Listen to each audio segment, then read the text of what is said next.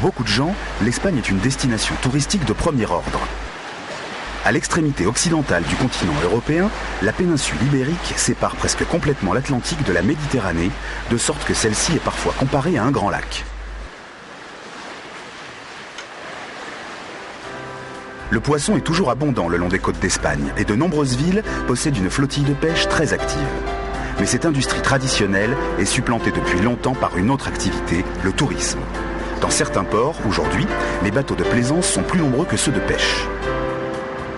Certains vacanciers n'ont pas envie de marcher longtemps pour rejoindre la plage. Et encore récemment, les commerçants vivant du tourisme étaient prêts à tout pour satisfaire ce genre de clientèle. C'est pour cela qu'une bonne partie des côtes espagnoles a disparu sous une ligne continue de béton. Et les immeubles les plus envahissants ne sont pas tous des hôtels, mais plutôt des appartements de vacances qui ne sont occupés que quelques semaines par an. Mais l'Espagne, c'est bien autre chose que ses côtes surpeuplées. C'est un vaste pays plein de contrastes qui dégage un charme extraordinaire dès que l'on s'éloigne des hordes de touristes. Même sur la célèbre Costa Brava, il reste quelques villages traditionnels, ainsi que quelques ports de pêche encore presque intacts.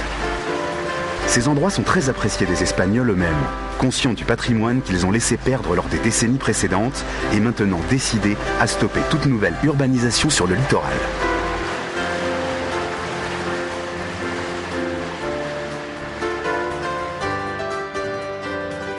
Sur les côtes, l'économie locale dépend essentiellement du tourisme où la population trouve plus facilement des emplois que dans la pêche ou d'autres industries. Aujourd'hui, pour retrouver l'Espagne authentique, il faut s'éloigner des côtes et s'enfoncer vers l'intérieur des terres.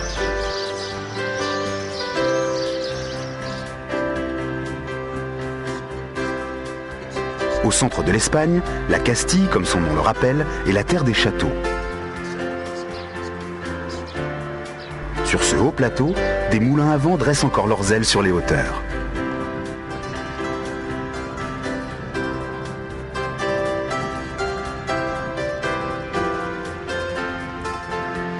Au nord-est, l'Espagne est séparée de la France par la barrière naturelle des Pyrénées, où la neige s'attarde souvent jusqu'au printemps.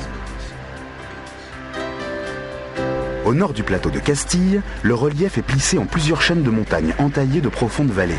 On y pêche la truite, mais il n'est pas rare aussi d'y trouver du charbon.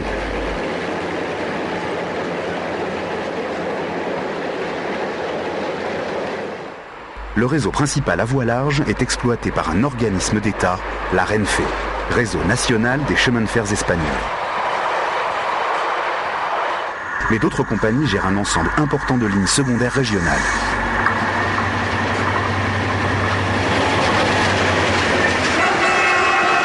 Les chemins de fer espagnols présentent donc des aspects très variés. Le réseau traditionnel à voie large, les lignes nouvelles à grande vitesse à écartement normal et les lignes à voie métrique.